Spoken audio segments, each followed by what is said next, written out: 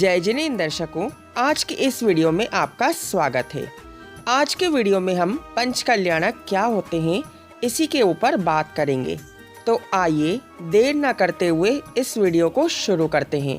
कल्याणक किसे कहते हैं?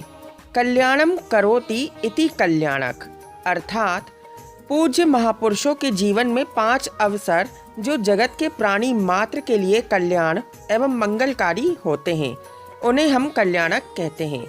जिस जीव के भीतर प्राणी मात्र के कल्याण की भावना रहती है, वह जीव अनुकंपा, परिणामों तथा अपाय विचय धर्म ध्यान के बल से 16 कारण भावनाओं को भाकर तीर्थंकर प्रकृति का बंद कर पंच कल्याणक विभूति का स्वामी होता है। जो पुण्य आत्मा जीव गर्भ में ही तीर्थंकर प्रकृति लेकर आते हैं, वे ही पंच कल्याणक के स्वामी होते हैं। किंतु जिनने चरम भव में ही तीर्थंकर प्रकृति का बंद किया है, वे यथासंभव 3 अथवा 2 कल्याणक के भी स्वामी होते हैं। दर्शकों, सबसे पहले हम जानते हैं गर्भ कल्याणक किसे कहते हैं।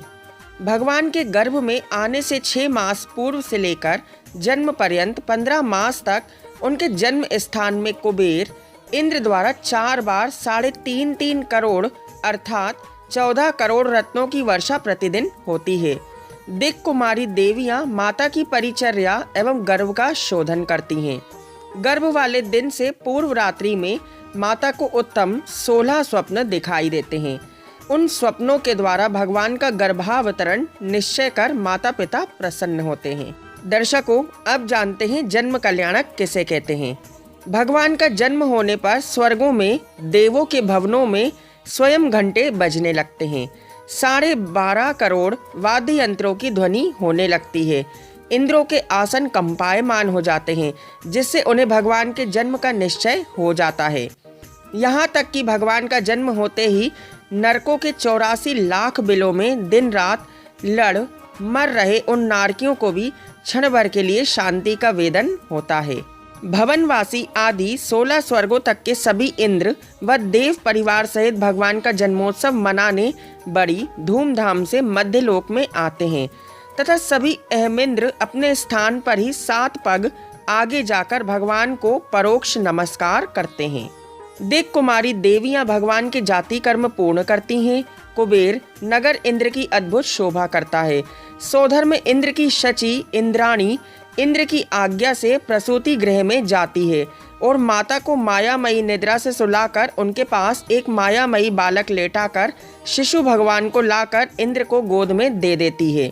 इंद्र उनका अनुपम सौंदर्य देखने को अपने 1000 नेत्र बनाता है, फिर भी वह संतुष्ट नहीं होता। ऐरावत हाथी पर उन शिशु भगवान को लेकर इंद्र सुमेरु पर्वत पर जाता है। वहां पांडुक शिला पर विराजमान क्षीर सागर से देवों द्वारा लाए गए पवित्र जल के 1008 कलशों के द्वारा भगवान का इंद्राणी सहित अभिषेक करता है। तदनंतर बालक को वस्त्राभूषण से इंद्राणी अलंकृत कर नगर के देवों सहित महान उत्सव के साथ प्रवेश करता है।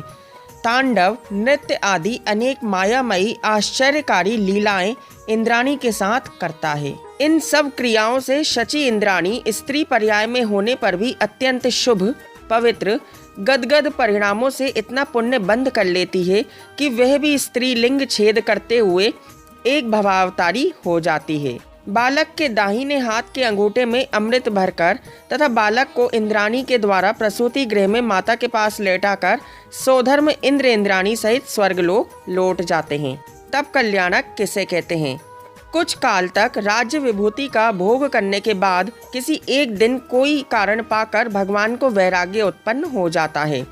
ब्रह्म स्वर्ग के लौकांतिक देव जो ब्रह्मचारी होते हैं तथा एक भवावतारी होते हैं, अवधि ज्ञान से भगवान का वैराग्य जानकर उनके वैराग्य की अनुमोदना करने पृथ्वी पर आते हैं।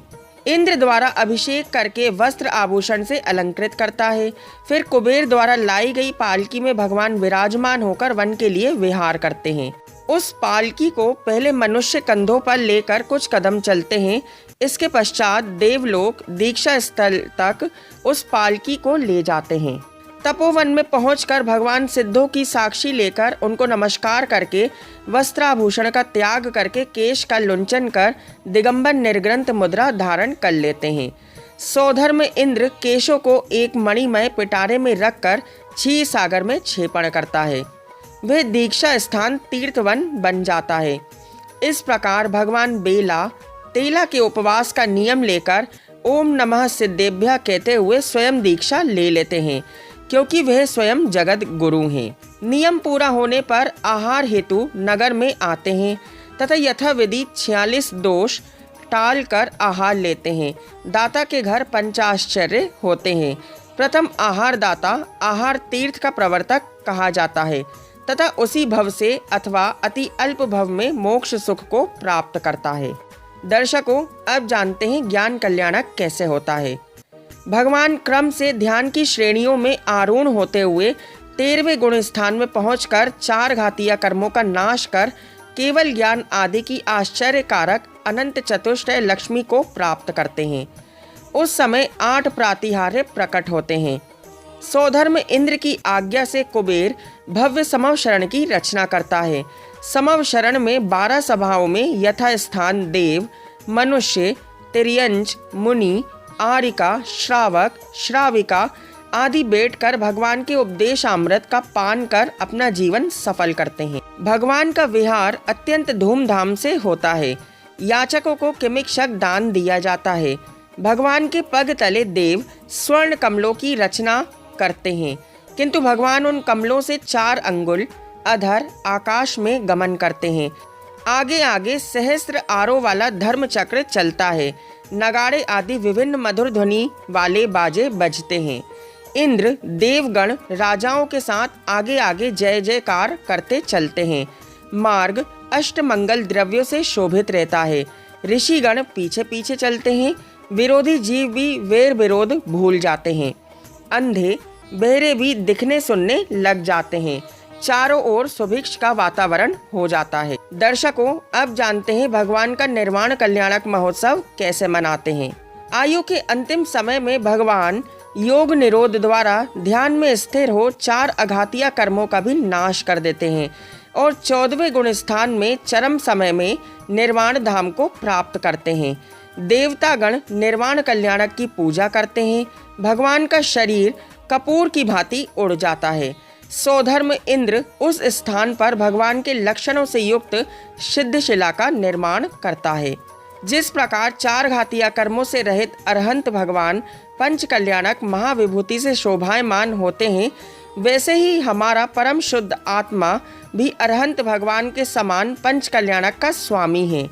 बस कर्मों के आवरण में अनादि से लिपटी यह दिव्य आत्मा अपने इस अमूल्य निधि को व्यक्त करने में असमर्थ रही है। दर्शकों, हम भी आज ये प्रण करें कि अपनी इस दुर्लभ अमूल्य निधि की पहचान करते हुए निज परम ज्ञानानंद वैभव को साक्षात्कार करते हुए इस परम पुरुषार्थ को प्राप्त करने का प्रयास करें तथा 4 आराधनाओं का संबल लेकर मुक्ति पथ पर अग्रसर हों। जैसे एक बीज में वृक्ष विद्यमान होता है, वैसे ही एक आत्मा में परमात्मा विद्यमान रहती है। बस परखने की दृष्टि होनी चाहिए। अगर आपको यह वीडियो अच्छी लगी तो इस वीडियो को लाइक एंड शेयर करना ना भूलें और अगर आप हमारे चैनल पर नए हैं तो जिनवाणी ज्ञान चैनल को ज़रूर सब्सक्राइब करें। हम मिलेंगे अगली वीडियो में, तब तक के लिए हमें दीजिए आज्ञा। आप सभी को सादर जय जिनेंद्र।